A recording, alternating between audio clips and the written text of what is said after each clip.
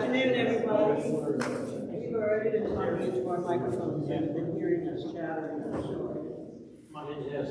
We have some items on your tables, and we'll share about that a little bit later. But they are there for your enjoyment, but more importantly, they're there for your conversation. We hope that they stimulate some ideas. They all have a purpose and why they're there on the table. So we'll see if maybe we can come up with some brainstorming. We hope that you will spend some time in small groups at your tables in conversation. And so William and I have planned for those pieces of time to be significant during our 50 minutes that we have together. So I'm Jan Aerie, and I am, as introduced earlier, the coordinator for older adult ministries within the region. But also today, we're talking about intergenerational collaboration. So not just about older adults at all. And so we are looking for you to help us create a listing of many models, many ideas that we all can share together. So we'll have some feedback time to do that as well. So just by way of introduction very quickly, our plan is that William and I will share briefly first why we think intergenerational collaboration in churches is important. Then we'll ask for you to take some time in your small table group discussing a particular question that we'll have for you. We'll do a brief feedback after that all together, do a second round with the conversation in your small group for the question that we asked you, and then some feedback processing time near the end of that time. So I want to offer just a couple of definitions for you about the terms that we've created for this particular topic. We know that to ask for in terms of it being a priority of importance for all of you.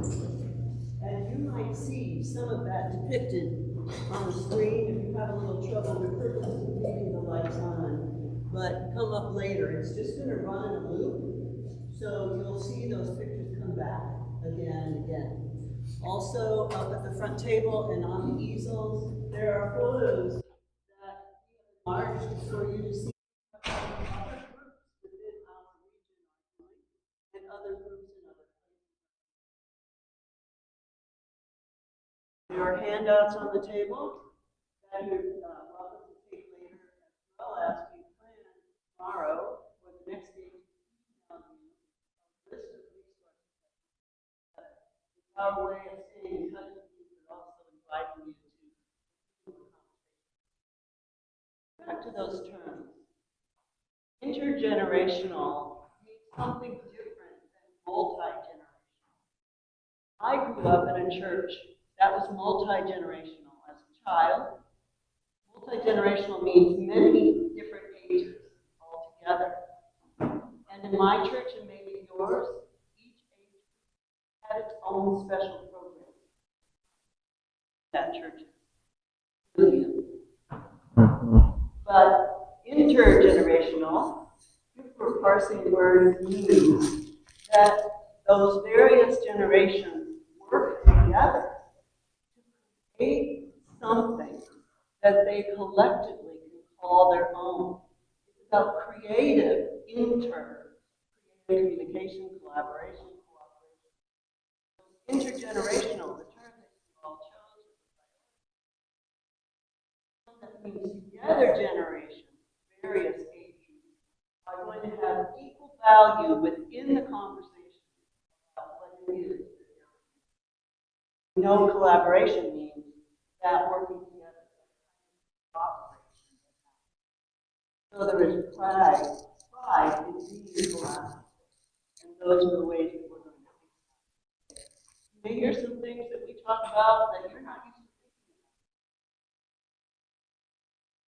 about. Not just talking about the youth, young people, and then the old people doing something over here to help you. And so we will explore that in a few minutes. I would like to ask William if he would share a bit about his thoughts. Yes, so I'm William Brown, currently serving as pastor at Community Christian Church in Camdenton, which is just right down the road, about 30 minutes from here. I do want to share with you, since I'm getting to know you're from all over the state, I went to middle school and high school in Odessa, Missouri, and then in college I was a part of the Millersburg Christian Church in Callaway County, and then Dixon, Missouri for a couple years, and then Troy for 9 years, and then I left laity and went into clergy and served at Villa Ridge Christian Church down in Franklin County, and now I'm in Camdenton, in Camden County. So I've been all over this particular region and have a heart for small and rural churches for sure. But what we want to start with is why we think it's important. And so I want you to imagine me as a college student in 1998. Yes, some of you think I'm still a baby, but let me just tell you right now, I am not the young people that you are trying to get in your churches right now. I am middle-aged. So don't fool yourself. I did not grow up with a computer in my house. That's how old I am in terms of technology. And when you're talking about young people, don't look at me and say young. That's my point. I'm not comparing me to you. I'm saying I'm not a young person. So I went to college. It was July 1998. I'm in Columbia, Missouri. I haven't even started classes yet. I did not want to go to a college youth group in Columbia. I am not putting down any of the churches in Columbia. I just didn't want to be a part of a Columbia church where I just had to be in one category. So for me and my journey, I went out into the country to Millersburg Christian Church. Does everybody know where Millersburg is? You're the interim there, which is so cool. As you know, I think that's wonderful. And I remember walking in, and Joe Newberry. I mean, I'm just a young 18-year-old kid walking in by myself. Joe Newberry just put his arm around me and just said, "We are just so glad you are here." And 6 years later, moved on once I was finished with my studies at Mizzou.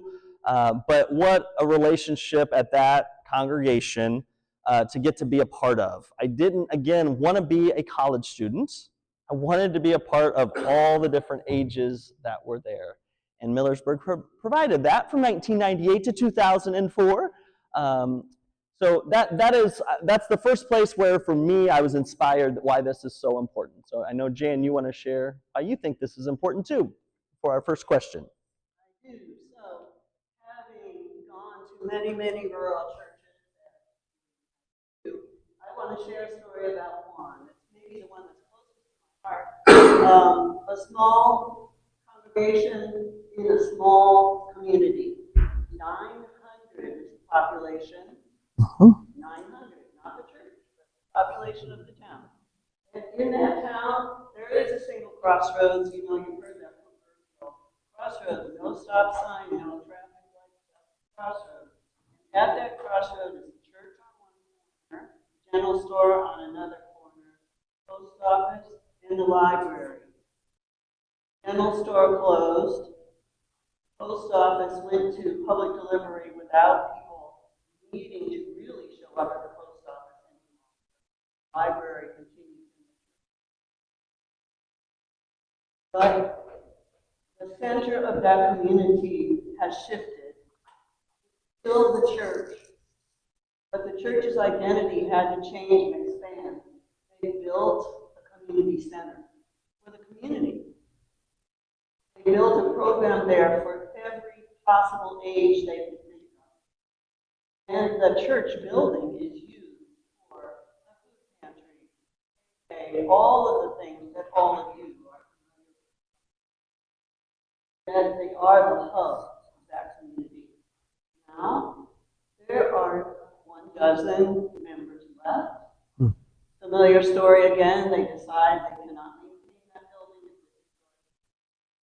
They do, they have it up for sale. It has been, in the midst of this now, a crisis for that whole community. And yet the commitment of the community is, we are still all community, we are still all members, even though they're not members of that church. They're rallying around, finding a way to raise the funds to support the building, while the congregation will continue to be there for someone else.